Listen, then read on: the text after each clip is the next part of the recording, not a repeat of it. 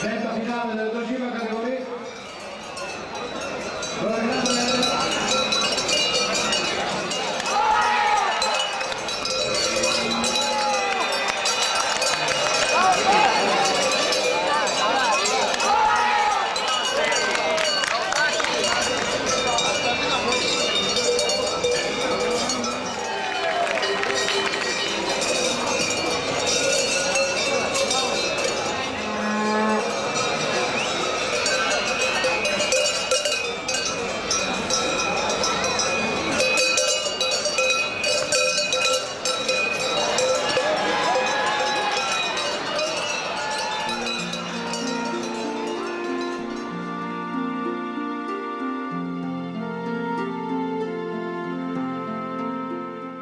Era il mese di luglio del 1865, quando i primi uomini coronarono il sogno di conquistare la vetta del Cervino.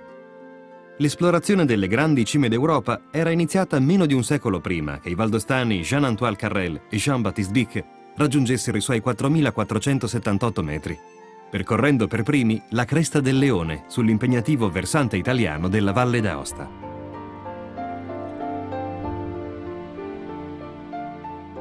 Al nome Carrel si associa il ricordo di un vero eroe dell'alpinismo e delle imprese realizzate dai suoi successori.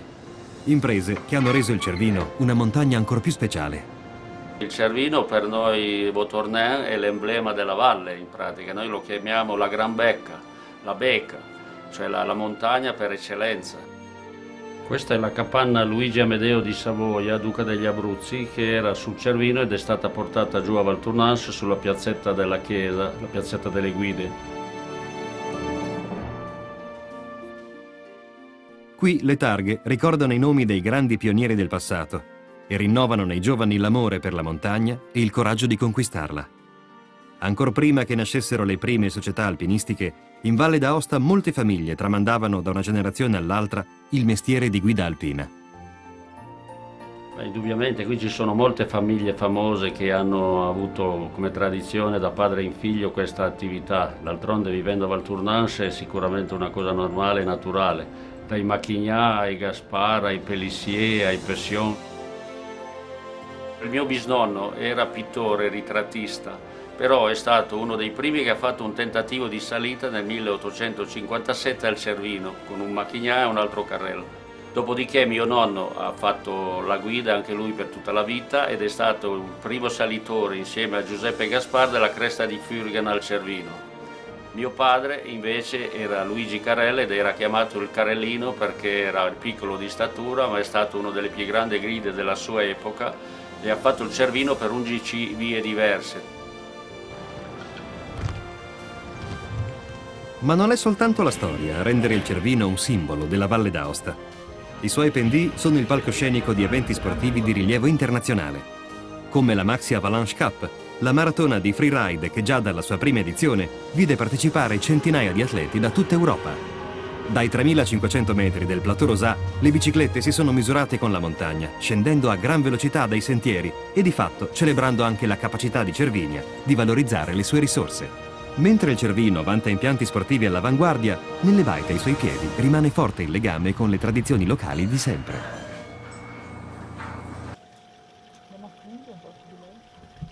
La cultura valdostana è sicuramente permeata dall'allevamento della mucca che da sempre rappresenta comunque una fonte di sostentamento.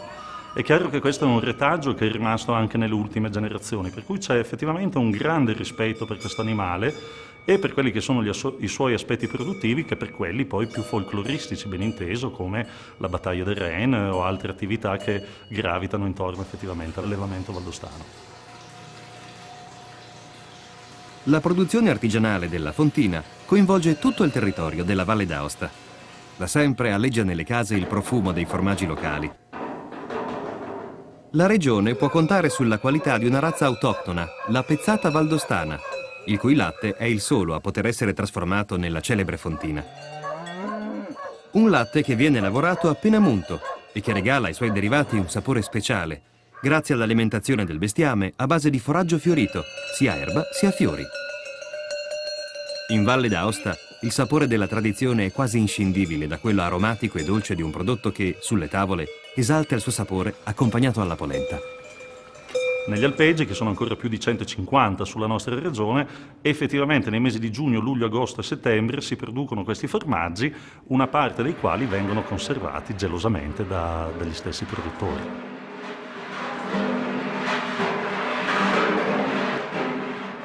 Per molte famiglie l'estate è una parentesi in cui prendere distanza dalla vita quotidiana e dalla modernità, per ritrovare a contatto con la natura il ritmo scandito dall'artigianato caseario con gli stessi strumenti e metodi del passato. È in questa parentesi negli alpeggi che si radica la cultura dei molti giovani valdostani per i quali una mucca nella propria stalla ha spesso più valore di una moto in garage. Per le famiglie le mucche sono le regine del territorio. Alla loro regalità si ispirano i combattimenti testa a testa che decretano le vincitrici in ogni valle. Si incontreranno a ottobre ad Aosta per confrontarsi nella battaglia finale.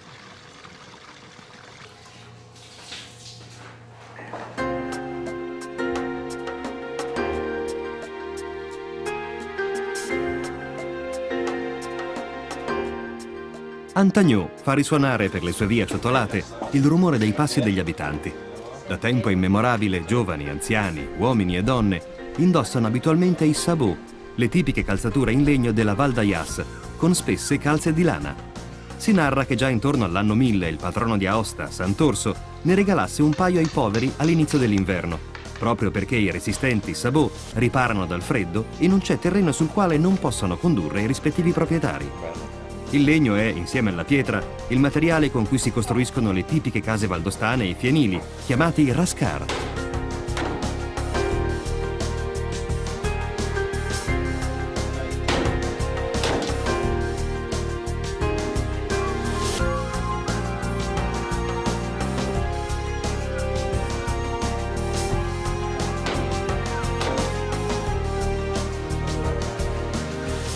Il mestiere del sabotier si diffuse anche oltre i confini locali, ottenendo un successo tale da far contare all'inizio del Novecento ben 250 artigiani. Ancora oggi si seguono le orme di questo antico mestiere, imparandone l'arte dai propri familiari o in una vera e propria scuola, l'École Régionale des Sabotiers.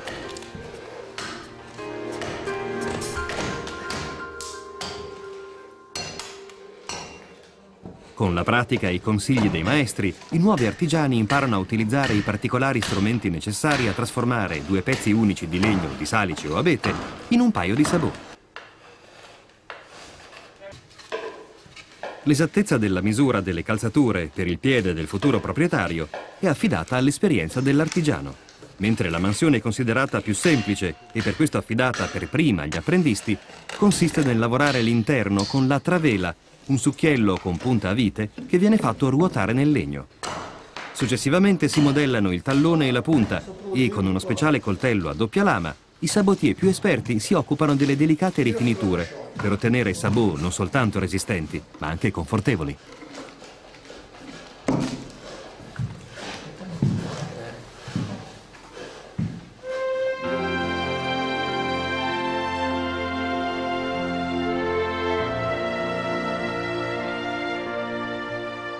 Le profonde valli tributarie della Dora Baltea, come quella di Gressoney e d'Ayas, furono create dai ghiacciai che imbiancano il massiccio del Monte Rosa. Il nome della montagna nasce non dal color rosa che assumono le sue pareti all'alba o al tramonto, ma dal termine ruese, che nell'antico patois locale significa ghiacciaio. Quello dell'Is è il quarto ghiacciaio per superficie in Italia, esteso per quasi 11 km quadrati. Le sue nevi perenni fanno parte del percorso del trofeo Mezzalama, una gara storica di sci alpinismo che unisce il Cervino al Rosa, solcando muri di ghiaccio dominati da vette oltre i 4.000 metri.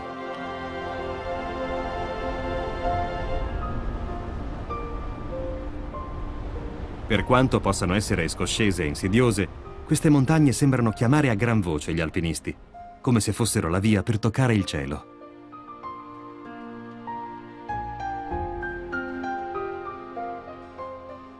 La sensazione di superare i confini della Terra diventa ancora più forte sulla vetta Balmenorn, dove nel 1955 fu posata la grande statua del Cristo delle Vette, a proteggere con la sua presenza le genti di montagna. Per celebrare il Cristo delle Vette salgono in processione oltre i 4.000 metri anche le persone comuni, quelle che al trofeo Mezzalama si limitano a guardare le imprese degli atleti, partiti all'alba da Cervinia.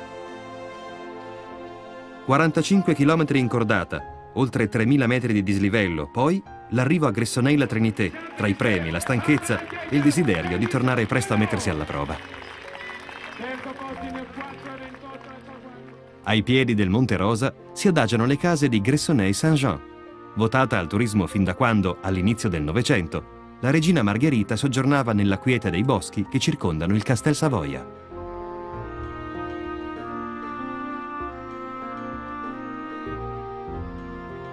La Val di Gressoney è detta anche Valle dei Walser, dal nome dell'antica popolazione di lingua germanica che emigrò qui dalla Svizzera intorno al XIII secolo, portando con sé una cultura che è ancora oggi fortemente radicata sul territorio.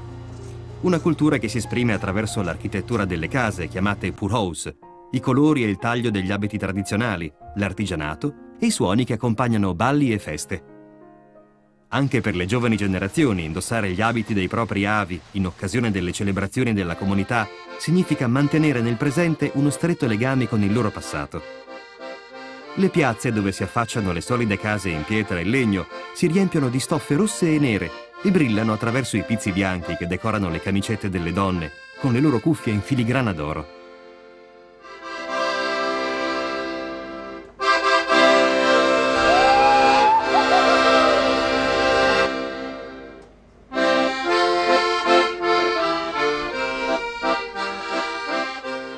«800 anni fa i Walser arrivarono qui in cerca di nuove terre da coltivare. Le numerose famiglie di agricoltori attraversarono le Alpi lungo mulattiere e ripidi sentieri e si insediarono in zone impervie e spesso spopolate, organizzandosi in comunità isolate. D'inverno le donne realizzavano a mano le socca, le tipiche calzature Walser da indossare anche fuori casa. Oggi, con uno spago resistente, eleganti stoffe nuove hanno sostituito i ritagli di vecchi cappotti.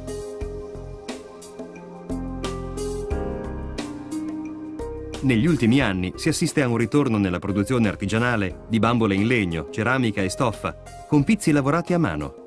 È rimasta quella di un tempo anche la lingua parlata, nelle varianti del Tich a Gressoney e del Toichu a Issim. L'isolamento delle comunità Walser non ha significato un mancato riconoscimento da parte delle popolazioni che già abitavano la Valle d'Aosta. Al contrario, è stata riconosciuta una fonte di ricchezza culturale da rispettare e conservare, così come accade in tutta la regione per l'uso della lingua franco-provenzale, il patois e il bilinguismo italiano-francese. Oltre alla varietà linguistica, il territorio regionale accoglie una molteplicità di patrimoni architettonici, come la fortezza di Bard, che ha riaperto i battenti dopo un ampio progetto di restauro. La struttura difensiva eretta nel XII secolo non è la sola a dominare le valli della regione. In Valle d'Aosta abbiamo circa un centinaio tra torri e castelli, torri ridotte ormai allo stato di ruderi e castelli, una decina dei quali è ormai aperta al pubblico e musealizzata. Dal punto di vista della suddivisione dell'architettura militare possiamo pensare a tre grosse tipologie: il castello primitivo, il monoblocco e la sua trasformazione in dimora signorile. L'evoluzione finale è quella che porta poi alla trasformazione, ormai alla smilitarizzazione del castello, nella dimora, per esempio, per eccellenza, del castello di Issogne, in cui le logge, le pitture, le scene di mercato, la straordinaria e simbolica ottagonale fontana del Melograno, quindi con questa simbologia, questo richiamo all'eterna giovinezza, ci rimanda a delle atmosfere di rilassatezza e quindi più svincolate da periodi invece di guerra e di combattimento e di ferocia per la difesa dei confini. Non sono infatti le battaglie dei cavalieri a popolare i dipinti del castello di Issogne, ma la vita quotidiana. Le lunette del portico, affrescate tra la fine del XV secolo e i primi anni del XVI, raffigurano il lavoro nelle botteghe per dimostrare ai visitatori l'abbondanza e la ricchezza dovuta al buon governo nel feudo della famiglia Challant. Le botti sono piene e numerose e sulle tavole si vedono forme di formaggio identiche alla fontina attuale, emblema della tipicità gastronomica già 500 anni fa. Gli Challant sono un simbolo della vita feudale valdostana e a loro si deve gran parte della storia della regione, fino a che, nell'Ottocento, si fece sentire più forte la voce dei Savoia. In tempi di benessere economico, quando le armi erano appese al muro e regnava la pace, Giorgio di Challant fu un mecenate di artisti locali e ospiti, promuovendo la crescita culturale del territorio. Il castello di Sogne è una sorta di libro di pietra, da sfogliare con lo sguardo. Sulle opere si possono ancora leggere i segni lasciati dalle mani ignote di castellani e visitatori, che come graffiti murali d'altri tempi incisero parole e frasi sul muro.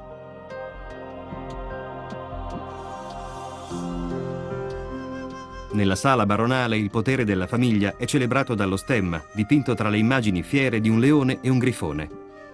È il simbolo della signoria degli Challant, una forma di governo non dissimile da quelli degli Sforza a Milano o degli Este a Ferrara. Tra pitture murali e arredi sfarzosi, la stanza di Giorgio di Challant è decorata con eleganza, soprattutto il soffitto a cassettoni.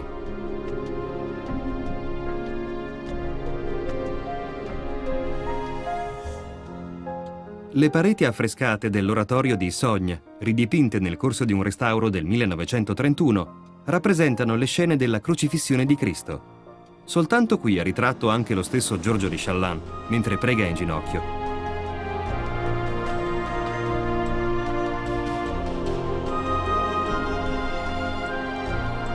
Da poco più di 100 anni, la cappella al piano inferiore è tornata ad accogliere la pala d'altare originale. Dell'opera si erano perse le tracce finché nell'Ottocento il pittore Vittorio Avendo, allora proprietario del castello, la riacquistò a caro prezzo da un antiquario locale. Accanto alla cucina, dove un grande camino e 2 forni si dispongono lungo le pareti, è allestita una mostra con una ricca collezione di ceramiche. Nella sua opera di restauro del castello, il pittore ottocentesco le fece riprodurre sulla base dei modelli tardogotici, a somiglianza di quelle che dovevano aver utilizzato gli Challant 4 secoli prima.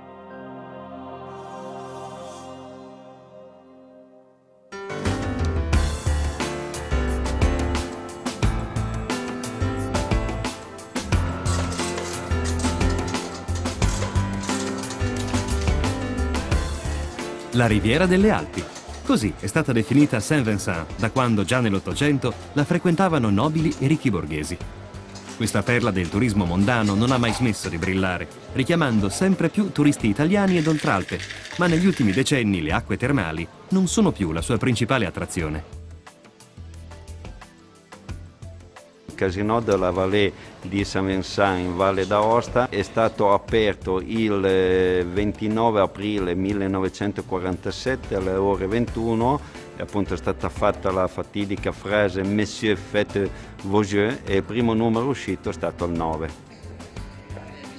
Da quel 29 aprile a oggi, il successo ha trasformato il Casino in uno dei più importanti d'Europa, frequentato da oltre 800.000 visitatori l'anno, con una rinnovata attenzione a un pubblico giovane. I giocatori sfidano la sorte, loro riservata, a uno degli oltre 90 tavoli. Al Casino della Vallée troviamo la tradizionale roulette francese, e la roulette inglese che noi chiamiamo fire roulette, e abbiamo lo chemin de fer, il 30-40, il poker Saint-Vincent, il poker Telesina, poi abbiamo la roulette americana, il blackjack, il craps, il punto e banco, e oltre a tantissime slot machine.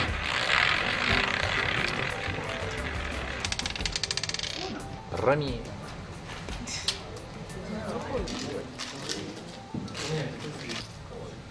€8.600. Non lontano dai tavoli di Saint-Vincent, il castello di Ussel domina dall'alto di uno sperone le case di Châtillon. Costituita da una solida massa unica, anche questa fortezza fu eretta, come molte altre nella regione, da un esponente della potente famiglia degli Challant. 5 secoli dopo i dintorni di Châtillon videro la nascita di un altro castello, è l'elegante residenza che porta il nome del suo primo proprietario, il barone Gamba, che la fece costruire nel 1911. Ai castelli primitivi appartengono per esempio il castello di Graines nel comune di Brusson o il castello di Montjovet, il castello di Cly dei signori della Porta di Sant'Orso, trasferitisi poi nel comune di Saint-Denis, e il castello prende appunto il nome da questa signoria.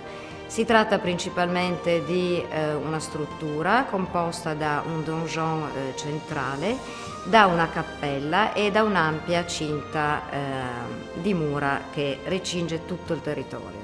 Alla metà più o meno del XIV secolo abbiamo delle grosse evoluzioni nell'architettura castellana e ritroviamo dei modelli che si trasformano, ampliano questa forma del castello primitivo con l'aggiunta di altri corpi di fabbrica e con l'aggiunta anche di nuovi percorsi all'interno del castello. È emblematico il castello di Fenis, con un percorso labirintico quasi una sorta di percorso di iniziazione che dalla porta di accesso, attraverso le due cinte concentriche, attraverso un cortile e una scala che ha anche una valenza simbolica di ascensione verso la conoscenza, verso la sala più intima del castello, ci porta alla cappella affrescata intorno al 1414 dal pittore torinese Giacomo Iacquerio, che ci riporta anche ad un ambito culturale che possiamo definire come gotico internazionale. Le immagini dei santi che decorano le pareti affrescate di Fenis hanno ritrovato il loro aspetto originario grazie all'attenta opera di restauro del 2002. Nella cappella è stato ricollocato anche il crocifisso del XIV secolo, in cui si riconosce il gusto gotico tipico delle manifestazioni artistiche d'Oltralpe. Dalla materia emerge, concreto ed evidente, il dolore fisico di Cristo. Luigi, balla bene, cu? Va bien, se vuoi sai. Allora, fiano vaga a me come se mettendo la gola, te vuoi già. Va bene. Che le zammo anche nella gola. Ah, credo, già. Poi venire alla cotta senza bere, non viene.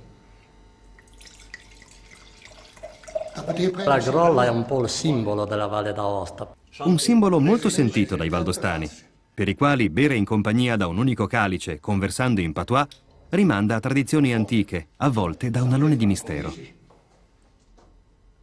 Le derivazioni arrivano dalla leggenda del Graal, dove si beveva la ronde tra amici, dove era un modo per dimostrare la fedeltà tra gruppi, e l'importanza della gloria era proprio il fatto di bere alla ronde e tenendola in una certa maniera. Mais Moïse savait bien que l'on n'était pas du vin. Il a pa, il a sa, il a pas, il a ça, il a pas ça toute, sans avoir goût. La tradizione valdostana di bere insieme, alla ronde, cioè in cerchio, si ritrova anche in un proverbio che avverte chi beve solo si strozza. Ai significati simbolici della condivisione e dell'unione del gruppo rimanda anche la coppa dell'amicizia, nata meno di 100 anni fa, ma altrettanto celebre. Il recipiente in legno stagionato, di forma bassa e larga, contiene il caffè alla valdostana, ovvero corretto con grappa, scorze di limone, zucchero e aromi naturali. Come un rito ancestrale, la coppa deve essere fatta girare rigorosamente da sinistra verso destra e sorseggiata direttamente dai beccucci decorati con motivi floreali. La coppa dell'amicizia è un digestivo delizioso, una degna chiusura di un buon pasto in compagnia. Lungo il corso della via Francigena, che nel Medioevo collegava il nord Europa a Roma e al Mediterraneo, la valle di Saint-Barthélemy armonizza il passato con la tecnologia più avanzata. Il cielo che la sovrasta è il più sereno d'Italia, con oltre 250 nottate che permettono di guardare lontano, liberi dall'inquinamento atmosferico e luminoso. Nell'osservatorio astronomico di Saint-Barthélemy, fondato nel 2003, lo sguardo corre verso un presente che è già futuro e verso uno spazio immenso che forse c'è dalle risposte a molti dei quesiti con cui da sempre l'uomo ha cercato di misurarsi. Io credo che abbiamo tutti una grande curiosità di conoscere il futuro. Questa si può manifestare in un modo un po', come dire, artigianale nell'oroscopo o nella chiromanzia, ma un modo più ragionevole, più adatto ai tempi dell'economia e della conoscenza, che è il tempo nostro, è quello dell'esplorazione dell'ambiente, del capire meglio come funzionano le cose attorno a noi, e non soltanto ormai sul nostro pianeta, ma anche più in là, attorno al nostro pianeta. Con le sofisticate strumentazioni dell'osservatorio tutti possono sentirsi un po' scienziati in occasione di incontri didattici ed eventi, come lo Star Party, l'appuntamento con il cielo a cui partecipa ogni anno a settembre un pubblico sempre crescente.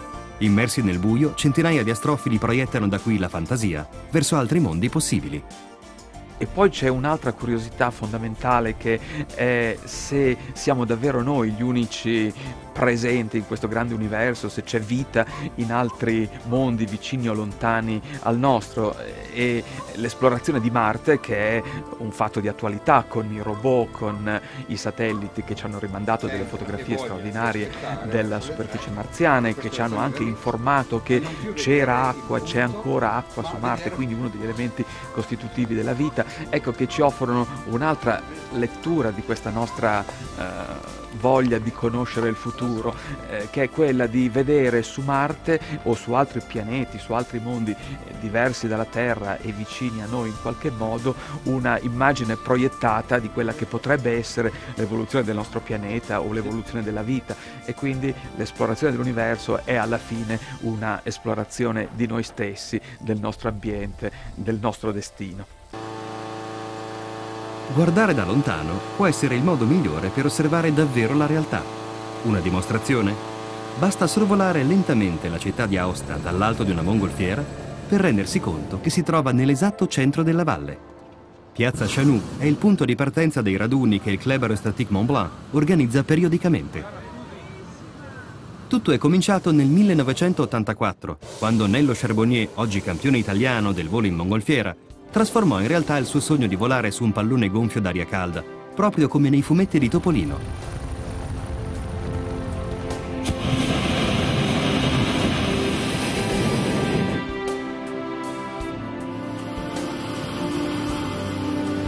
Grazie alla passione di Charbonnier, oggi le cime alpine sembrano farsi sfiorare dagli ospiti che per qualche ora vivono la nuova esperienza di trasformarsi in modesti emulatori del francese Bertrand Piccard, primo uomo a compiere senza scalo il giro del mondo in mongolfiera. Già dal cielo, Aosta mette in mostra il suo passato di crocevia verso i paesi d'Oltralpe, con la sua struttura urbana dell'epoca romana.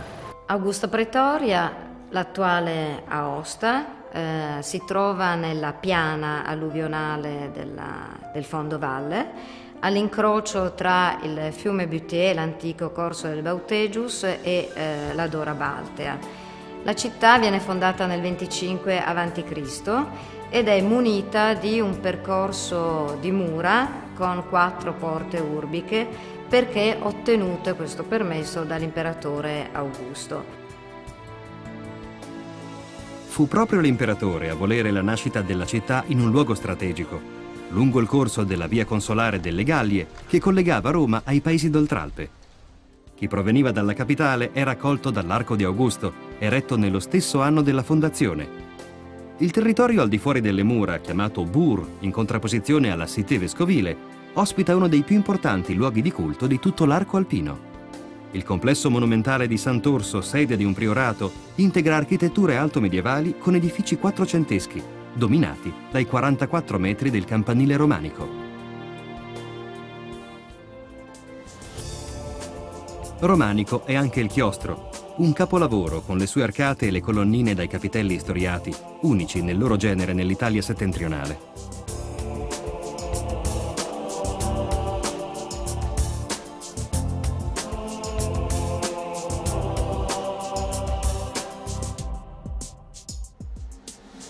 Nel marmo valdostano proveniente da Aimaville si realizza una sorta di poema per immagini. Gli episodi del Vecchio e Nuovo Testamento e le storie dei santi si affiancano a temi profani, come i soggetti tratti dalle favole moraleggianti di Esopo.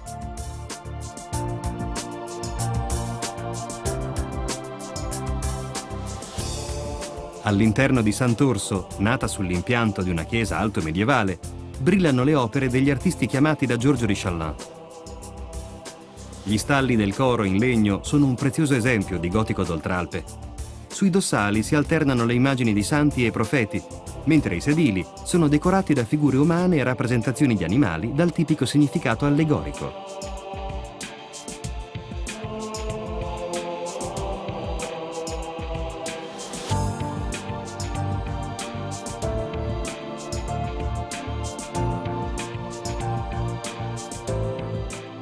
Nel presbiterio colpisce l'immagine della Maddalena ai piedi di Cristo in croce, scolpita nel Settecento da artisti locali. Quando né il crocefisso né il coro esistevano ancora, 1000 anni fa, la chiesa era decorata con un ciclo di affreschi che, dopo essere rimasto nascosto per secoli, è stato ritrovato nel sottotetto.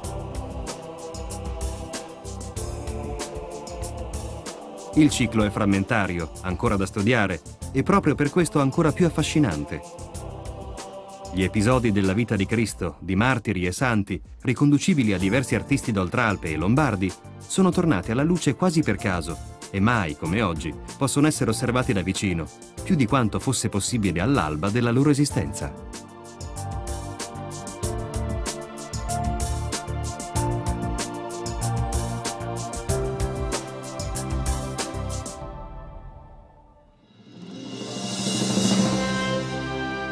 All'interno delle mura romane, dove strade e palazzi hanno continuato a crescere sempre più moderni, rimangono le tracce di quella augusta pretoria antica, che non rinunciava allo svago del popolo nel grande teatro.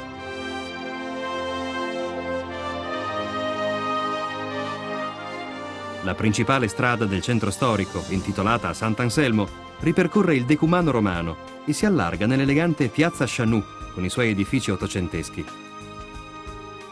Da sempre è il cuore della città, dominato a breve distanza dalle 2 torri campanarie della cattedrale.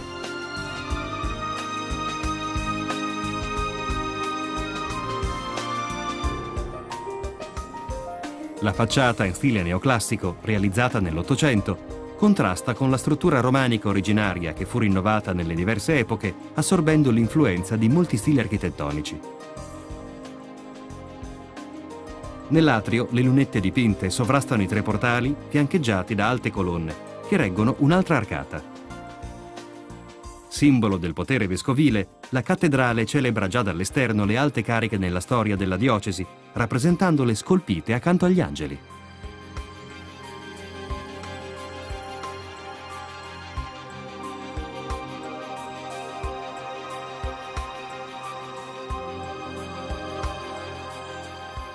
Non è soltanto la bellezza delle architetture e degli affreschi ad attrarre lo sguardo all'interno della cattedrale. Come uno scrigno prezioso, il deambulatorio e la vecchia cappella delle reliquie racchiudono un patrimonio di grande valore.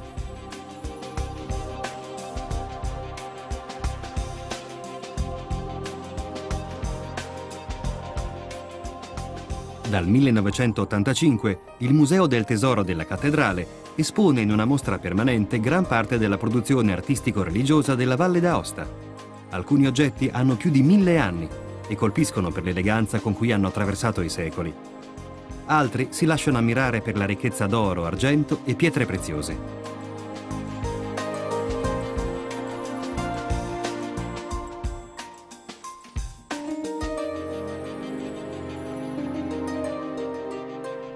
La cattedrale di Aosta fu eretta sopra il cuore politico e religioso della città antica. Già 1000 anni prima il criptoportico forense recintava i templi nell'area sacra, con le sue suggestive volte a botte sostenute da grossi pilastri di pietra.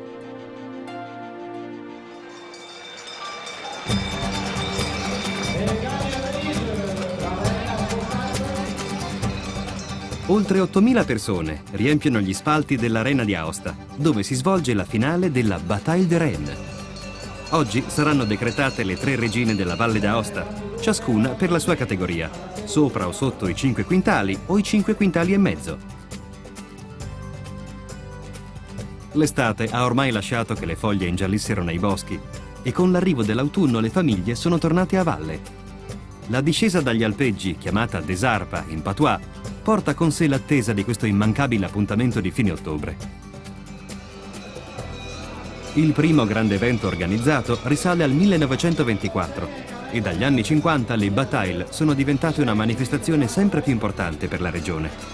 Ma l'usanza di questi combattimenti ha tradizioni molto più antiche, perché nasce dal naturale istinto bellicoso di alcune bovine delle razze valdostane nel determinare le gerarchie delle mandrie. Per un'intera giornata risuonano tra gli spalti i risultati dei combattimenti annunciati in patois, la lingua ufficiale della manifestazione. Vincere o perdere è una questione di carattere, non di violenza. Secondo il regolamento, le aspiranti regine devono essere gravide, una protezione naturale che limita l'aggressività tra le future madri. La vittoria si ottiene grazie a doti di agilità e tenacia, più che di stazza. Il combattimento può durare pochi istanti o diversi minuti, finché una delle due bovine volta le spalle all'avversaria e smette di resistere alla sua pressione.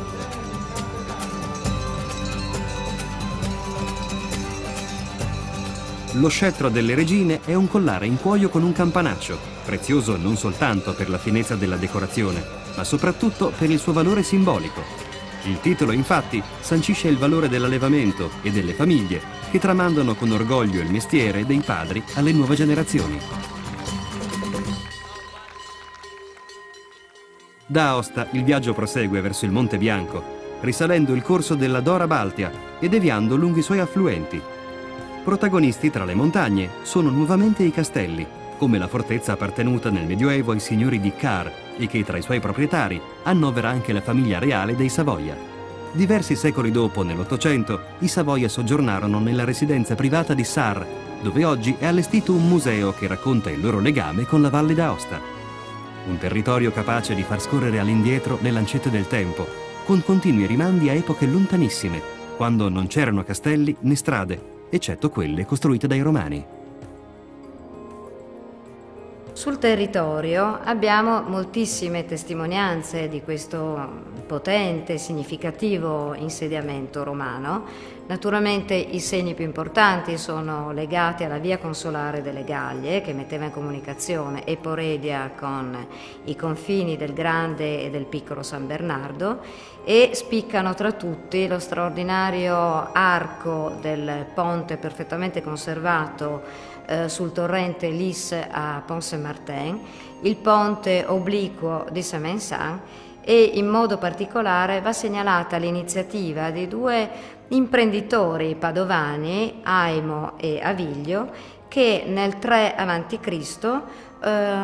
Su loro iniziativa e affrontando da veri e propri imprenditori moderni, costruiscono a Pondel un ponte acquedotto per il trasporto dell'acqua e anche delle persone e naturalmente degli animali. Da più di 2000 anni il ponte acquedotto attraversa per una lunghezza di 56 metri la profonda gola del torrente Grande Ivia, l'affluente della Dora Baltea che scava a sud la Val di Cogne.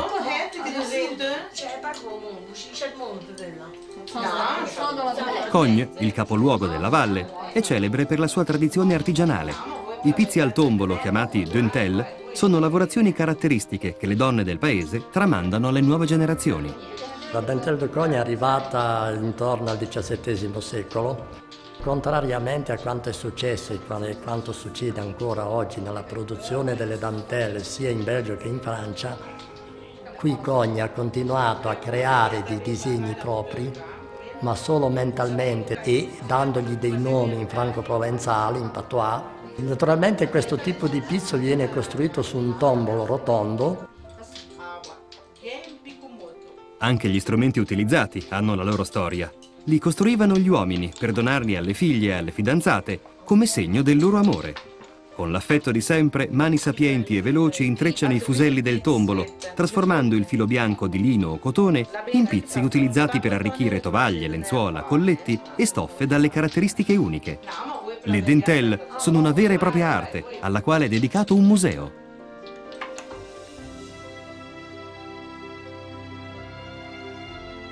Cogne è una delle porte d'accesso al Gran Paradiso. Qui il primo parco nazionale d'Italia è un'area di oltre 70.000 ettari tra Valle d'Aosta e Piemonte, al centro della quale svetta la cima del Gran Paradiso, l'unica montagna in territorio interamente italiano a superare i 4.000 metri. Le sue nevi perenni dominano i luoghi che tra la seconda metà dell'Ottocento e gli inizi del Novecento erano una riserva di caccia dei Savoia. Di quell'epoca rimangono le mulattiere e le case di caccia volute dalla famiglia reale, ma dal 1922 gli unici veri sovrani sono i circa 6.000 stambecchi del parco, i cui padri hanno permesso il ripopolamento delle comunità sparse su tutto l'arco alpino. Durante l'estate, come ormai tradizione, queste valli accolgono un ospite molto illustre, il Papa. Da alcuni giorni, come sapete, mi trovo qui tra le realmente stupende montagne della Valle d'Aosta, dove è ancora vivo il ricordo del mio amato predecessore Giovanni Paolo II. Bonsoir, i vado ten present. Merci. Il Santo Padre dimostra lo storico legame con la Valle d'Aosta anche attraverso un caloroso saluto in patois. Merci,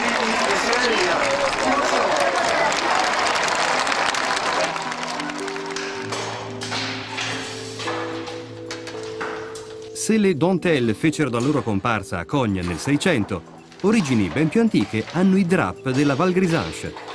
La lana grezza è sempre stata utilizzata su tutto l'arco alpino per ottenere tessuti in grado di riparare dal freddo invernale, ma in Val Grisanche la produzione ha assunto forme innovative.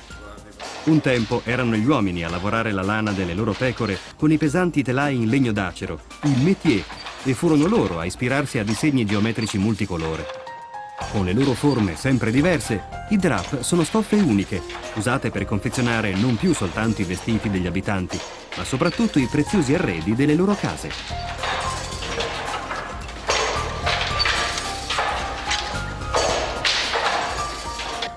Negli ultimi anni, una nuova evoluzione ha portato alla riscoperta di una lana ecologica, lavata e colorata esclusivamente con prodotti naturali, per regalare alle stoffe il calore e l'atmosfera di una volta. Compiere gesti antichi in tempi moderni, valorizzare il proprio passato guardando al futuro. E questa è una delle identità profonde della Valle d'Aosta, un territorio dove le architetture medievali sono ancora inserite in un ambiente naturale intatto, dove i borghi si integrano in armonia con il paesaggio. Basta tornare sulle rive della Dora Baltea, a Saint-Pierre, per ammirare il trecentesco Sarriot de la Tour, che fronteggia il grande castello di Saint-Pierre, uno dei simboli della regione. Esisteva già 1000 anni fa, ma nei secoli le sue forme sono cambiate, da fortezza primitiva a dimora signorile, fino al restauro dell'Ottocento ispirato all'idea romantica di un medioevo da libri di fiabe. Oggi Saint-Pierre è la sede del Museo regionale di Scienze Naturali, ma dall'esterno continua a far sognare storie di principi e principesse, amori e guerre, spade e incantesimi. Ci sono anche altri sogni, altri miti che la Valle d'Aosta trasforma in realtà, come il desiderio di toccare le nuvole, o almeno di attraversarle e vedere cosa c'è oltre.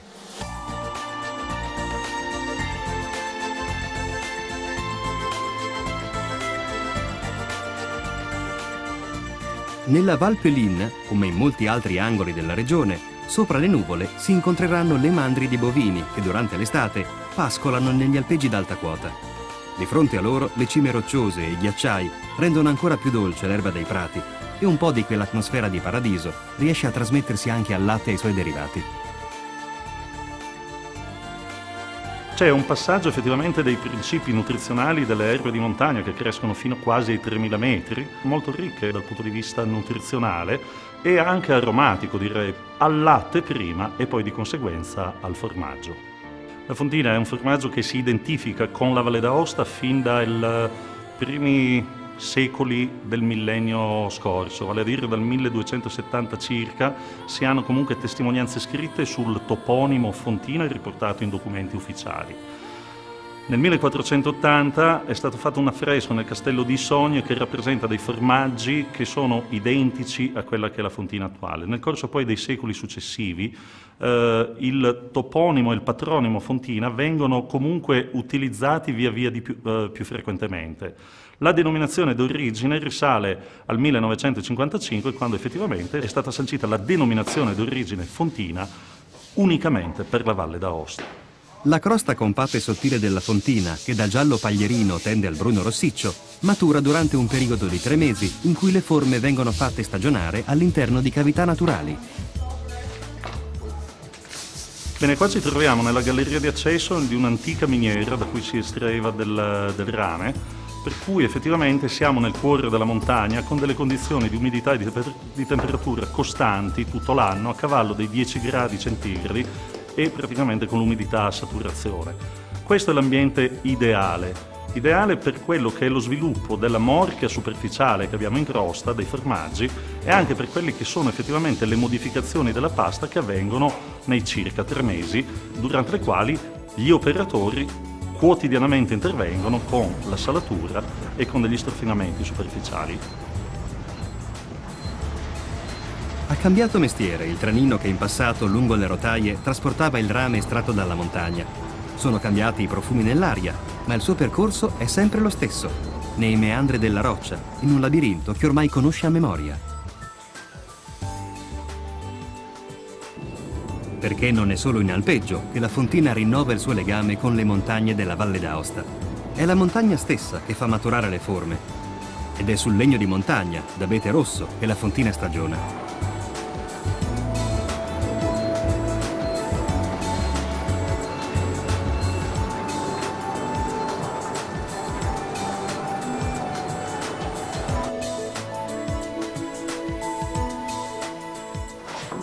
Il disciplinare di produzione è uno dei più rigidi dell'arte casearia italiana e solo un attento controllo stabilisce se apporre il marchio DOP, che non a caso riproduce la forma appuntita del Cervino, la montagna valdostana per eccellenza.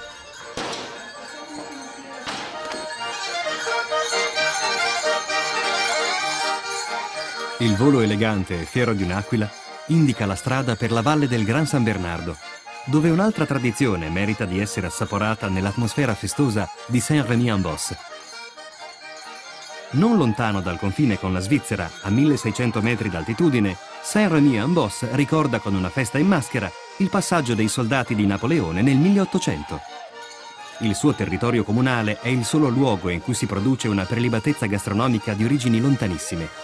Come la fontina, anche lo jambon de Beauce ha guadagnato la denominazione di origine protetta. La sua qualità dipende dalla razza pregiata dei suini e dalla lavorazione con pepe ed erbe aromatiche di montagna, tra cui ginepro e timo. Il sapore particolare è dovuto anche alla stagionatura in stanze buie, dove avviene un continuo ricambio di fieno.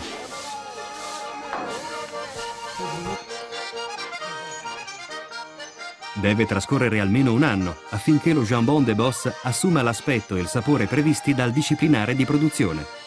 Nel frattempo si può dare uno sguardo ai dintorni, dove la Dora Baltea scorre ai piedi del Gran San Bernardo. Unico jambon italiano, questo tipico prosciutto crudo è una prelibatezza dal sapore inconfondibile, da non perdere in occasione delle numerose fiere gastronomiche valdostane.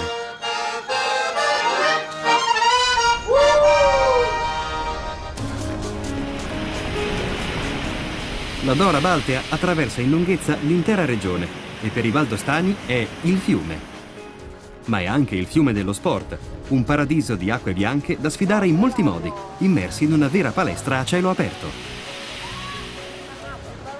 Grazie all'ampia varietà delle discipline sportive proposte dalle associazioni locali di professionisti, è possibile sfidarne le correnti, scegliendo ad esempio i gommoni del rafting, uno sport in cui la Valle d'Aosta è stata pioniera in Italia. Sarà il fiume stesso a condurre i moderni navigatori nei paesi lungo le rive, magari fermandosi a Morges con il suo castello medievale, il ciclo di affreschi nella chiesa parrocchiale e i boschi tutti intorno.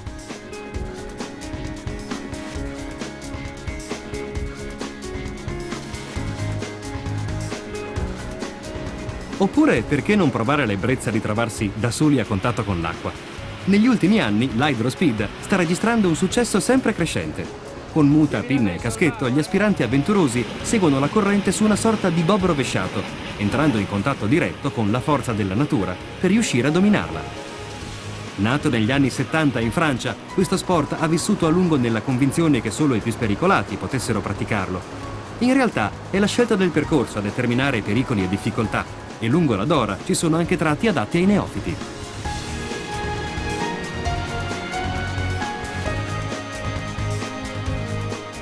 Lo sport è una presenza immancabile anche a Courmayeur, dove nel 1850, 64 anni dopo la conquista del Monte Bianco, si costituì la prima società delle guide alpine in Italia. Altro segno distintivo di Courmayeur sono le meridiane dipinte su case e palazzi. Il sole proietta l'ombra dello stilo su quadranti antichi o contemporanei, seri o divertiti, ognuno con la sua personalità. La stagione invernale di Courmayeur è un animato susseguirsi di sport e serate mondane, tra piste da sci e cocktail da sorseggiare tenendo almeno un occhio attento al passaggio di un volto noto dello spettacolo. Ma la vera protagonista è la montagna, con i suoi pendii immacolati che brillano al sole, con i paesaggi mozzafiato che invitano a salire sempre più in alto per guardare più lontano, con i suoi boschi, il suo silenzio, la sua luce, le sue ombre. Impianti di risalita all'avanguardia conducono in cima a un prestigioso regno di piste innevate alla perfezione, tutte diverse, per muovere i primi passi con gli sci o mettersi alla prova su tracciati da campioni.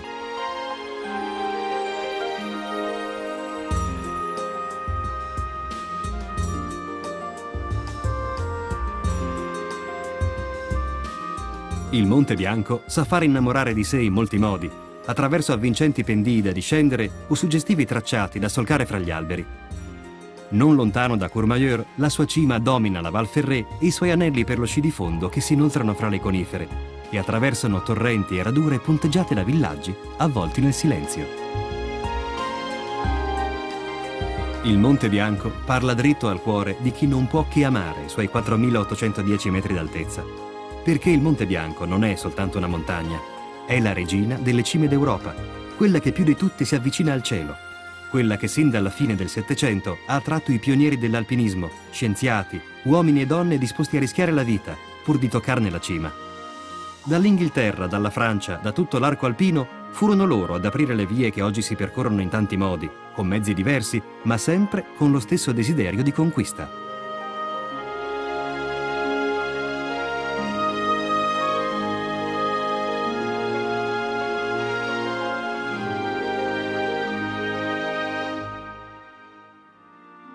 Tra le montagne della Valle d'Aosta si avverte la sensazione che tutto si spinga con forza verso l'alto, verso quel cielo che molte religioni legano al senso del divino. C'è chi ha ipotizzato che il pensiero filosofico di Sant'Anselmo, un illustre cittadino di Aosta, sia stato influenzato dalla sua nascita tra le verticalità dei monti. L'abitudine a vedere il sole sorgere tardi e tramontare presto e la forza spesa per superare le sue insidie possono essere un mezzo per riflettere meglio sul cammino della vita. Un viaggio spesso in salita, dove a volte hai bisogno degli altri per sopravvivere. A volte vorresti fermarti, rinunciare, ma se hai qualcuno che ti spinge a proseguire il tuo cammino, la montagna saprà ricompensare gli sforzi con una visione che nessun sogno avrebbe potuto creare.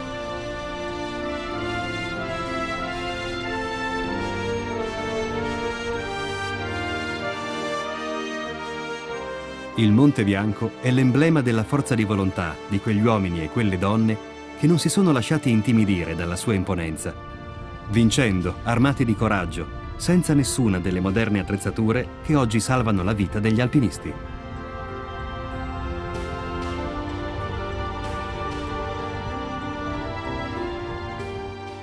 Il battito del cuore della Valle d'Aosta ha il suono attutito dalla neve, ma si amplifica in quello dei suoi abitanti.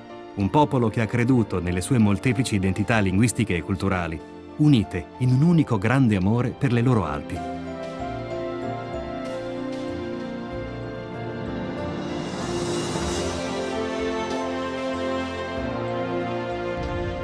Sono corde invisibili, quelle che legano tra loro le persone, le storie, le vittorie e le sconfitte.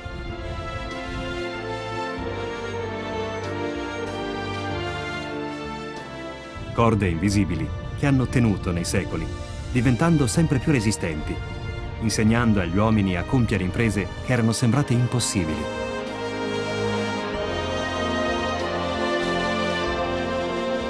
Con i suoi valori radicati in profondità, la Valle d'Aosta prosegue il suo cammino e guarda lontano, verso l'alto, verso il futuro, senza dimenticare di possedere un'identità autonoma, un'anima custodita e protetta dalle sue bianche cime.